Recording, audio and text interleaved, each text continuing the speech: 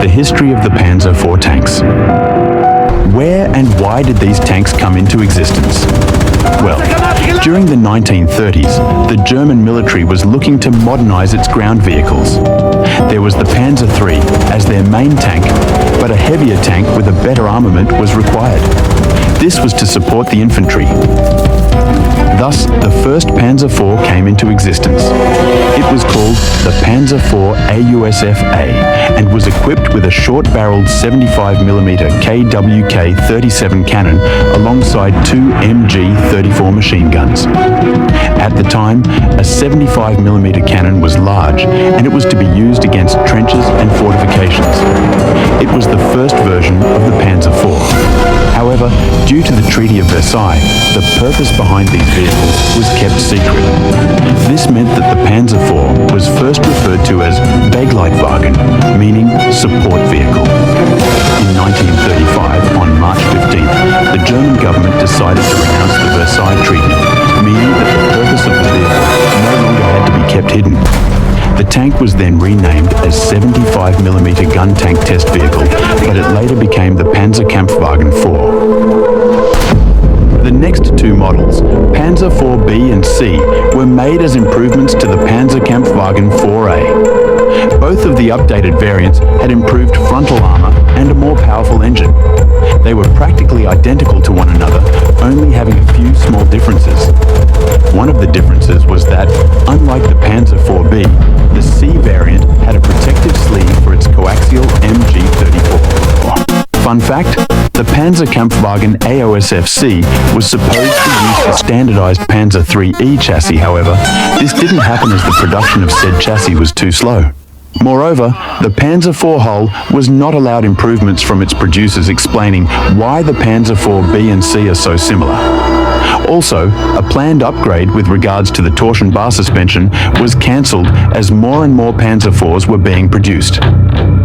The Panzerkampfwagen AOSF-D was a minor upgrade, yet again, from earlier models. Some were intended to go to the air, the regular German ground forces. The SS were also expected to get 48 vehicles for their units with a medium tank company.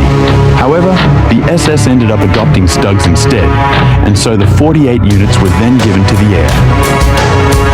Everything changed when the F variants of the Panzerkampfwagen IV came. Although the F1 variant received minimal upgrades, the F2 received a high upgrade. Its main armament was replaced, and it now had the long-barreled KWK 4075mm cannon. That's pretty good. The F variants both had improved armor, as the two thin frontal armor plates at the front were replaced with a single thick front plate.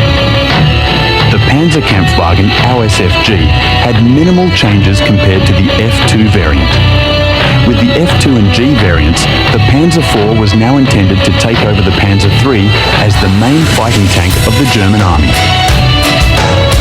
The Panzerkampfwagen AOSF-H showcased the success of the Panzer IV. The Panzer IV-H was easier to produce compared to earlier models. It also gained a third MG-34 machine gun which was on top of the turret. This variant of the Panzer IV became the backbone of the German armed forces from the year 1943 up to the end of World War II. The Panzerkampfwagen AOSF-J was the final variant of the Panzer IV. It was produced in the north of Austria until 1945, and the design was made to be as cheap and as simple as possible. This is because Germany was running out of supplies. Germany was also losing territory and in turn losing factories, so production speed of tanks at this time was of great concern. This variant of the Panzer IV perfectly illustrates the lack of resources that Germany had at hand towards the end of the war. It was a very dire situation for the Germans. Overall, the Panzerkampfwagen IV variants were hugely successful, and they were produced in great numbers. It was the main fighting vehicle of the German army in World War II. From being an infantry support vehicle to destroying enemy tanks, this tank was a legend of its time. It is a very interesting tank.